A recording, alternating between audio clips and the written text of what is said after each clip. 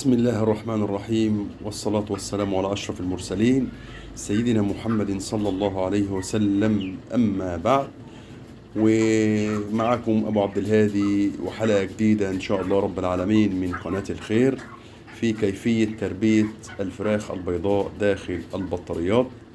وإن شاء الله رب العالمين في شوية معلومات إن شاء الله رب العالمين هنقولها إن شاء الله في الحلقة، فابقوا معنا أعزائي المشاهدين. طبعا ببقى سعيد ان انا بصور معاكم وبحبكم في الله، وربنا يرزقنا ويرزقكم طاعته يا رب، ويوسع علينا وعليكم وينفعنا يا رب بما نقول، ويجعله في ميزان حسناتنا يا رب، اللهم امين. النهارده احباب اليوم ال30 من الدورة ان شاء الله رب العالمين. طبعا انا اول ما طلعت ان شاء الله بدأت ان انا نظفت ليهم زي ما انتم شايفين كده، ما شاء الله ولا حول ولا قوة الا بالله. بدأت أنظف ونظفت المكان ونظفت الإدراج، واطمنت على الإدراج ما فيهاش إسهالات أو فيها أي سبلة متغير لونها أو أي حاجة، فالأمور طيبة بفضل الله. ودرجة الحرارة طبعا أول ما طلعت لقيتها زايدة درجة أو درجتين، فبدأت إن شاء الله رب العالمين إن أنا أخد بالي، وهبدأ إن شاء الله رب العالمين أخفض درجة الحرارة إن شاء الله رب العالمين معاكم. وفي معلومات إن شاء الله لأول مرة هقولها في القناة. المعلومات دي إن شاء الله رب العالمين انتشرت كتير أوي أوي أوي على قنوات اليوتيوب في الآخر يعني، ويعلم الله سبحانه وتعالى. طبعا أنا كنت قايلها محبة في الله وبدأت تتداول، ألا وهي الرش على الفراخ. الرش على الفراخ ده يا جماعة مهم جدا جدا، يعني والله يعلم الله سبحانه وتعالى ان ديت هتقلل عليكم تكاليف كتيره قوي قوي قوي في الحر اللي احنا فيه ده، اللي مش مقدرته ان هو يجيب خلايا تبريد او يعمل حاجه. فالبخبخه بالبخاخه بالميه وزيت النعناع مهمه جدا جدا جدا يا احباب، انتوا واخدين بالكم؟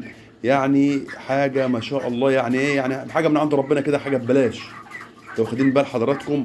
ف يعني اتمنى تعملوها في الحر. وزائد كمان موضوع التجويع، اللي ناس كتير كانت بتقول ان التجويع ده غلط والحكايه والكلام ولا والله يا جماعه التجويع ده يا جماعه والله لوجه الله يعني معلومه بمليون جنيه. التجويع مهم جدا جدا جدا يا احباب، مهم جدا في تحويل الفرخ في الحر. انتوا واخدين بال حضراتكم؟ بقول في الجو الحر، جو الحر دوت محتاج تجويع من فترة مثلا من الساعة 10 الصبح لغاية الساعة 6 أو 7 آخر النهار، طبعا بس بالتدريج زي ما سبق وقلنا في حلقات سابقة. واخدين بال حضراتكم؟ ليه؟ لأن ما ينفعش إنك أنت تسيب الأكل قدام الفراخ في فترة الذروة، درجات الحرارة بره عالية جدا، زائد إن الطائر دلوقتي بدأ ما شاء الله الدورة الدموية بتاعه تكتمل ويكبر، ووصل لمرحلة سنية معينة، فمحتاج إن درجة حرارة جسمه تبقى دايما على طول لطيفة في أغلب الوقت، خاصة في الوقت من الساعة 10 لغاية بعد العصر لقرب المغرب، درجات الحرارة والرطوبة بتبقى عالية. فاحنا بنتغلب عليها احنا ازاي؟ ان احنا نشيل الاكل بالتدريج من قدام الطيور، وبعد كده انت لما بتيجي تحط الاكل بتلاقي ما شاء الله ولا حول ولا قوة الا بالله الاقبال جامد جدا جدا جدا على الاكل. زي البني ادم الصايم، يبدأ طول النهار صايم ويجي في الاخر ياكل ما شاء الله، ياكل تمام. واخدين بال حضراتكم؟ وفي ناس بتزيد في الصيام كذلك الطير، تقوم جاي مديله مره واحده الاكل ياكل تمام التمام، واديتوله الساعه كام؟ الساعه 6 او 7 بالليل، 6 او 7 من الساعه 10 جعان الطائر. طبعا زي ما اتفقنا وقلنا طبعا الفتره دي كلها ما بقاش هو جعانها او صايمها، لا، هي الحويصله بتاعه بتبقى متخزن فيها الطعام، كل ما بيحتاج ياكل بيجيب من الاكل المهضوم، يجيب من الاكل اللي في الحويصله، انت واخدين بال حضراتكم؟ ويدخله فين؟ في قلب القناصه بتاعه الا وهي المعده، ويبدا يمشي حاله. يعني ما بيجوعش الفترة الفعلية اللي بيجوعها، ما بيجوعش يجي 3 ساعات ولا 4 ساعات، ودي فترة ممتازة جدا يبدأ يخش في الأكل كويس ويبقى صحته زي الفل. زي عندنا كده كما قال رسول الله: صوموا تصحوا.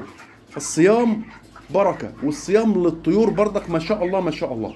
احنا النهاردة إن شاء الله رب العالمين هنوزن ان شاء الله رب العالمين في اخر الحلقه، بس في شويه حاجات كده هنقولها، خليكم معايا طبعا ان شاء الله رب العالمين.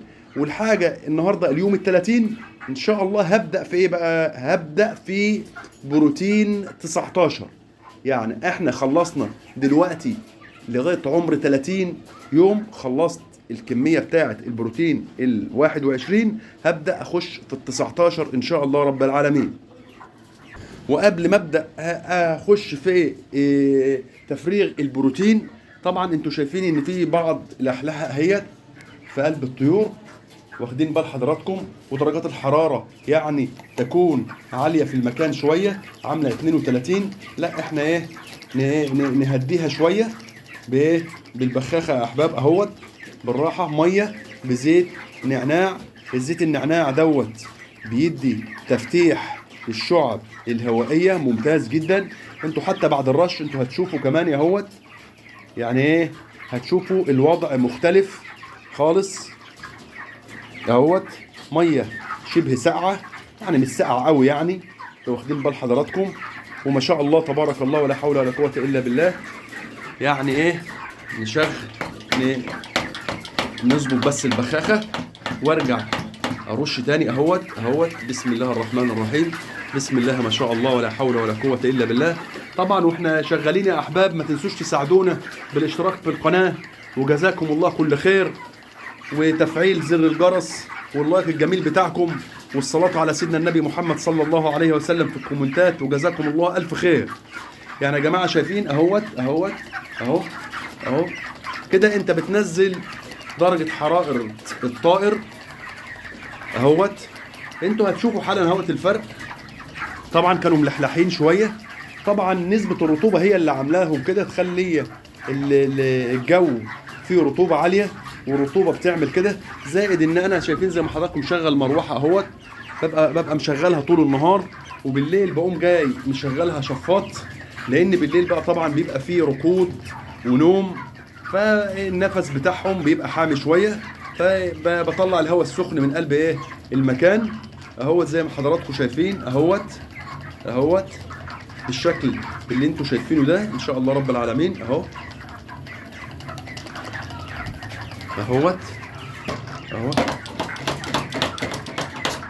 بسم الله الرحمن الرحيم اهو، ما شاء الله ولا حول ولا قوة الا بالله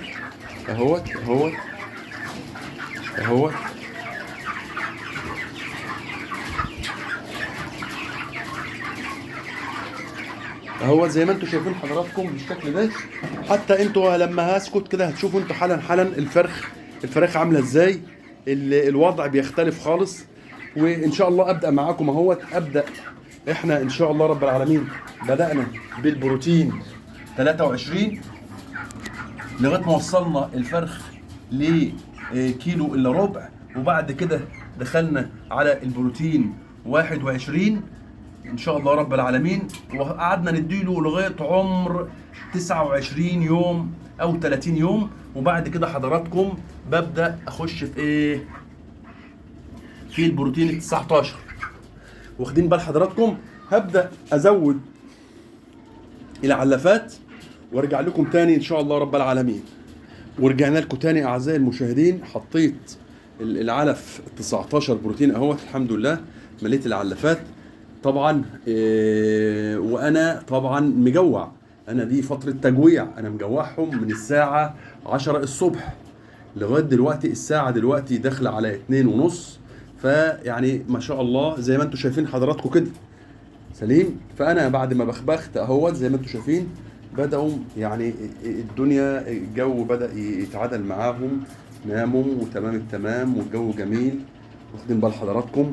وبحب دايما على طول ان انا ارش زي ما انتم شايفين كده اهو الرش.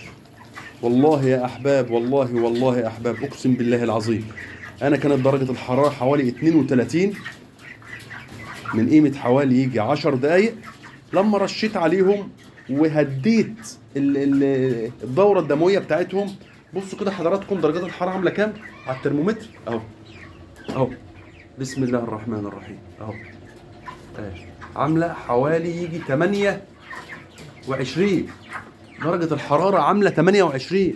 فيا احباب الرش الميه على الطيور مش مضره، بشرط تكون انت نضيف، منظف المكان بتاعك.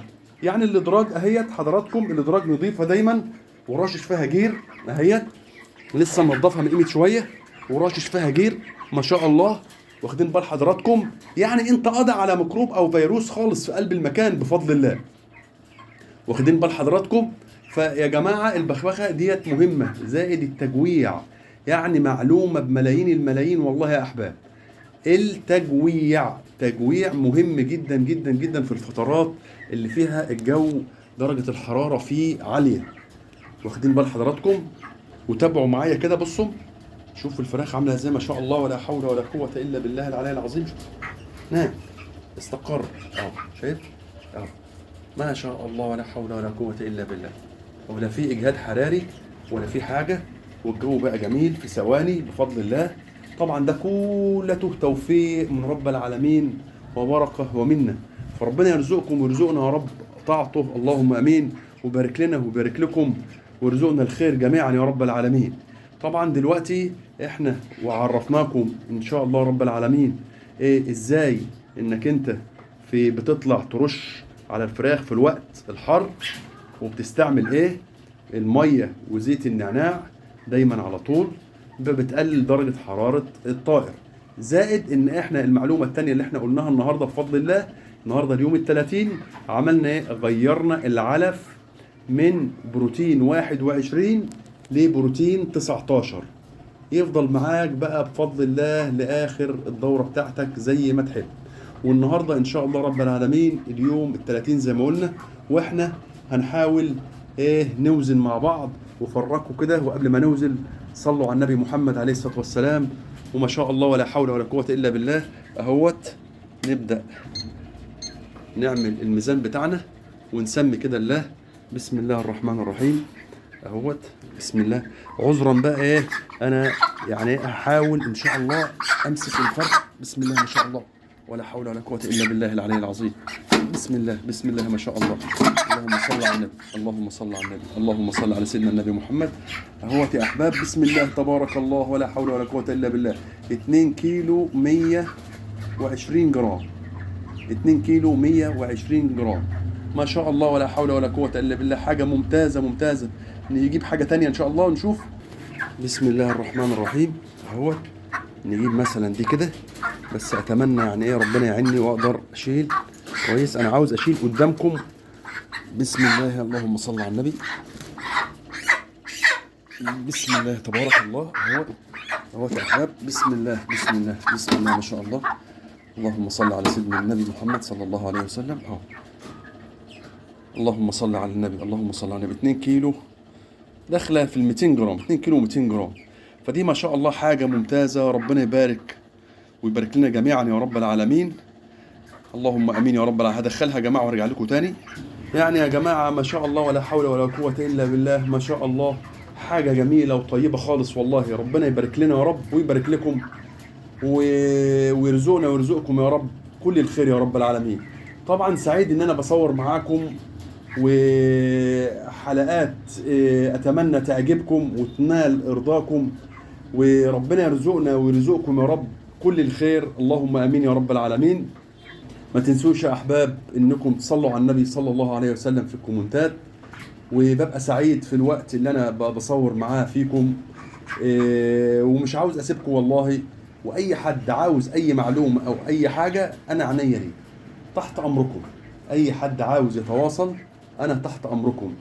فربنا يا رب يرزقنا ويرزقكم رضاه. اللهم امين يا رب العالمين. واتفقنا يا جماعه في الوقت الحر ده بالليل انا بعمل بنزل بسيفامول بشري، بسيفامول بشري. واخدين بال حضراتكم؟ واللي مش لاقي سيفامول زي ما قلت قبل كده في حلقات سابقه، احنا بنستعمل يعني السيفامول فيه فيتامين سي، وفيه فيتامين سي، وفيه اللي هو باراستامول. السيفامول فيه فيتامين سي وباراستامول.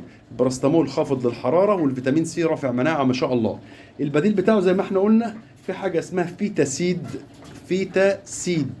ده برضك فوار. هو ده حضراتكم اهوت فيتا سيد اهوت فوار برضك واخدين بال حضراتكم؟ بس ده فوار فيتامين سي فقط لا غير. زائد بحط حاجة اللي هو اسمه سيتال اهوت، سيتال برضك اهوت، بشري يا احباب، بشري 500 مللي جرام. واخدين بال حضراتكم؟ بحط حباية على ال4 لتر. انتوا ضاعفوا بقى الكمية في الاستهلاك بتاعكم. وده دايما طبعا بحب استعمله في الحر. من الساعة 12 بقى تاني يوم انا بحط بقى ايه، ممكن مية نظيفة عادي، او ممكن احط اي رافع مناعة او اي حاجة. فطول ما الطائر قدامك كويس وبصحة ومفيش اي مشاكل، ما تحطلوش اي حاجة. انما الحاجة الجميلة برضك، وما تنسوهاش ما تنسوهاش في العمر ده، لان دلوقتي حالا هو اخطر مرحلة عمرية للفراخ. دايما على طول ارفع مناعتها.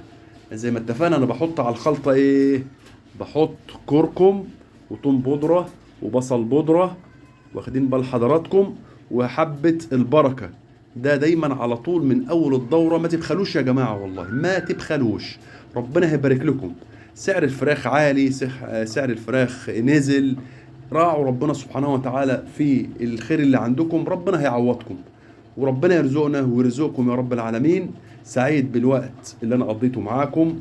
تحياتي من قناة الخير، ابو عبد الهادي، والسلام عليكم ورحمة الله تعالى وبركاته.